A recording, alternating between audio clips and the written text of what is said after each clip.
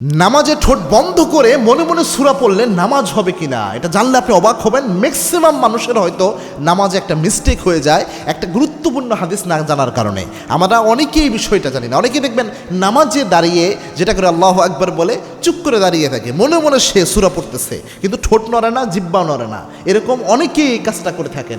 এরকম কাজ করলে অধিকাংশ ফোকায়ে একরাম ফতোয়া দিয়েছেন এরকম কাজ করলে আপনার নামাজ হবে না। কেননা যত জায়গায় কোরআন পড়ার জন্য শর্ত রয়েছে তার মধ্যে একটা জায়গা হচ্ছে আপনার নামাজে দাঁড়িয়ে আপনার কোরআন পড়তে হবে। এবং কি আল্লাহর আদেশ এটা ফাকরাউ মা তায়াসসারা মিনাল কোরআন, কোরআন থেকে যেখান থেকে আপনার সহজ মনে হয় ওই জায়গায় থেকে আপনার পাঠ করতে হবে। এই জন্য পাঠ করার একটা শর্ত হচ্ছে আপনার জিহ্বা নাড়ানো বা ঠোঁট নাড়ানো, এটা হচ্ছে অন্যতম গুরুত্বপূর্ণ শর্ত। যেই জায়গায় আপনার সূরা পড়া জরুরি আপনার অবশ্যই ঠোঁট নাড়িয়ে অথবা জিহ্বা নাড়িয়ে আস্তে আস্তে হলেও আপনার সূরা পড়তে হবে। আল্লাহর হাবিব কী করতেন দেখেন, আবু দাউদ শরীফে বর্ণনা এসেছে।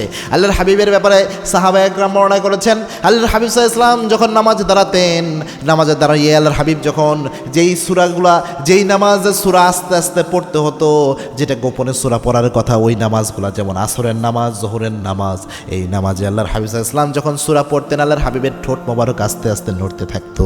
আস্তে আস্তে আল্লাহর হাবিবের ঠোঁট মোবারক নড়তো। জোহর আসরের নামাজগুলোতে মাঝে মাঝে একটু আস্তে হালকা সূরা পড়ার আওয়াজ মাঝে মাঝে শোনা যেত। মানে এমনভাবে রসুল পড়তেন নিজের কানে যেন আস্তে করে এই সূরার আওয়াজটা চলে আসে, এইভাবে রসুল সাল্লাম পড়তেন। কেননা ঠোঁট নাড়িয়ে আপনি যখন পড়বেন, জিহ্বা নাড়িয়ে, তখন আপনার কনসেন্ট্রেশনও ঠিক থাকবে, নামাজে খুশু ঠিক থাকবে, মনোযোগ ঠিক থাকবে, এদিক সেদিক মনোযোগ যাবে না। আর আপনি যখন একদম মুখ বন্ধ করে মনে মনে পড়তে যাবেন, মন দেখবেন শয়তান এদিক সেদিক নিয়ে চলে যাবে।